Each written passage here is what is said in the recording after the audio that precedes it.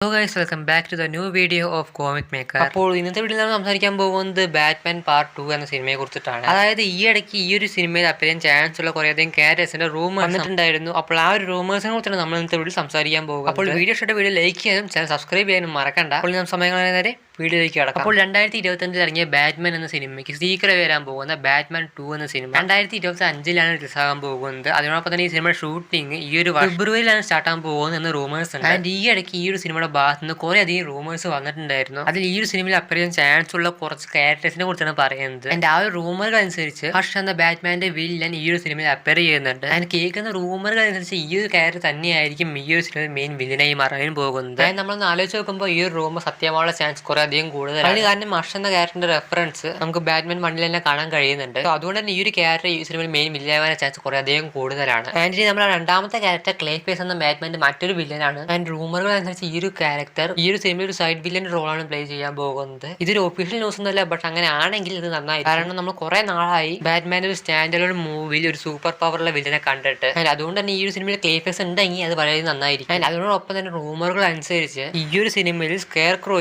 ചെറിയ റോളിൽ വരുന്നുണ്ട് എന്നാണ് പറയുന്നത്. പക്ഷെ ഒന്ന് ആലോചിച്ച് നോക്കുമ്പോൾ ഇതിൽ വലിയ ചാൻസ് ഒന്നും കാണുന്നില്ല. ആൻഡ് ഇനി അവസാനമായി ഈ ഒരു സിനിമയിൽ അപ്പിയർ ചെയ്യുന്ന റൂമറുള്ള അടുത്ത ക്യാരക്ടർ നമ്മുടെ റോബിനാണ്. അതും ഡിക് ഗ്രേസിന്റെ റോബിനാണ് ഈ ഒരു സിനിമയിൽ അപ്പിയർ ചെയ്യാൻ പോകുന്നു എന്നാണ് ഇപ്പോൾ കേൾക്കുന്ന റൂമറുകൾ. ആൻഡ് ഈ ഒരു റൂമർ ശരിയാവണമെന്നാണ് എന്റെ ആഗ്രഹം. കാരണം 1927 നമ്മൾ അവസാനമായിട്ട് ബാറ്റ്മാനെ റോബിനെ ഒരുമിച്ച് കാണുന്നത്. ഏകദേശം 27 വർഷങ്ങൾ കഴിഞ്ഞു ബാറ്റ്മാന്റെ ഒരു സിനിമയിൽ റോബിനെ നമ്മൾ കണ്ടിട്ട്. അതുകൊണ്ട് റോബിന് ഒരു സിനിമ ഉണ്ടെങ്കിൽ അത് വളരെയധികം നന്നായിരിക്കും. നമ്മുടെ ഇന്നത്തെ വീഡിയോ ഇത്ര മാത്രമേ ഉള്ളൂ. അപ്പോൾ വീഡിയോ ലൈക്ക് ചെയ്യാനും ചാനൽ സബ്സ്ക്രൈബ് ചെയ്യാനും മറക്കണ്ട.